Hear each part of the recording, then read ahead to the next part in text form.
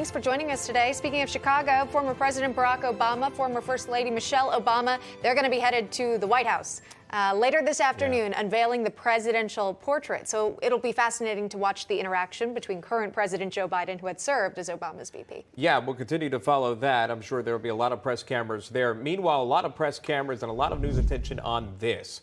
The latest of the abduction and murder of the Memphis school teacher, Eliza Fletcher.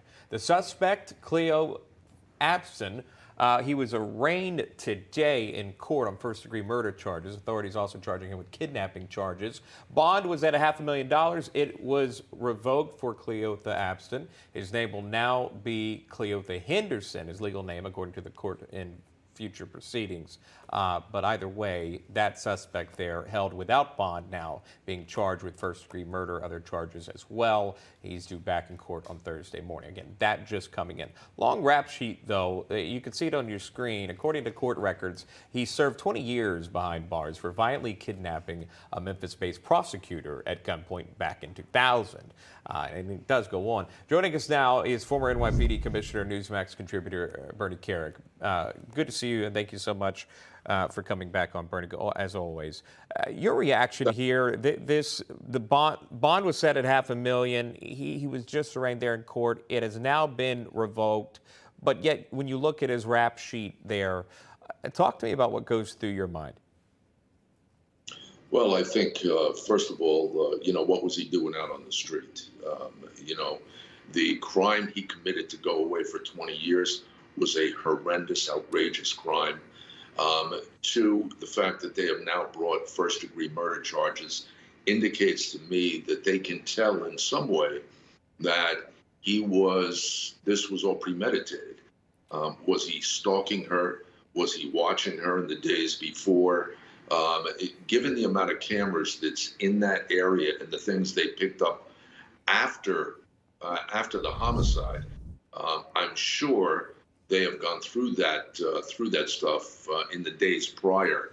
If he was stalking, if he was trailing, if he was following, things like that would lead to a premeditated murder charge. When you look through any of the information that's being put out there right now, or how it's being reported, and she was a kindergarten school teacher involved in her community, a lot of outpouring on this. But in terms of how her life was taken, it's still unclear, and it's still not being reported. Would there be a reason, with your background, according to authorities right now, they say it was violent, but it's still surrounded by questions about where and how she was killed and why she was killed. Is that merely because the investigation's ongoing, they don't want to release this type of information? Well, the investigation's ongoing. They want to make sure they don't put anything out that will conflict with reality. They want to make sure that the evidence that they're finding matches up with the crime scene. They also want to look to who did he talk to? Who did he talk to prior? Who did he talk to after?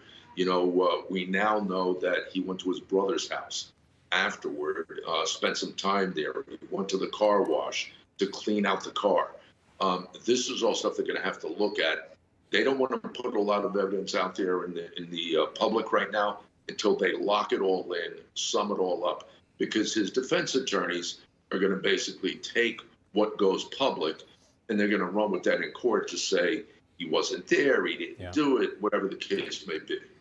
Yeah, I wanted to, if I can, just kind of pull back of the tragedy of Memphis, along with crime across many Democrat-led cities nationwide. Just again, fact-based looking at this. The deadly shootings that we saw this past Labor Day, and all the headlines there on your screen, as you see, including the top, Chicago there, 55 shot, 11 fatally, 10 dead there in Philadelphia alone. It goes on and on. In terms of law enforcement, what needs to be done? You know what, Sean? This all depends on the governors and the mayors of those cities. Nobody proved better than New York City under Rudy Giuliani that you can reduce violent crime.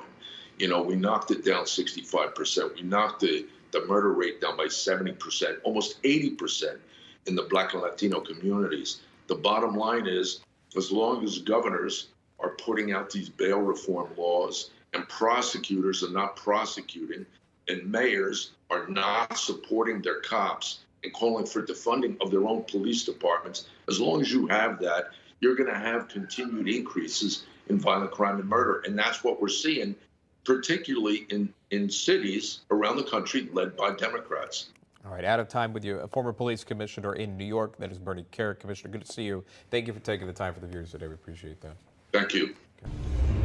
Hey guys, it's Rob Carson. September is historically the worst performing month for the stock market, so you better be ready for it. The Fed continues to aggressively raise rates, and JP Morgan is forecasting another mega rate hike September the 21st. Is that why Jamie Dimon said an economic hurricane is coming our way? Well, gold and silver have remained remarkably stable despite the Fed aggressively raising rates today.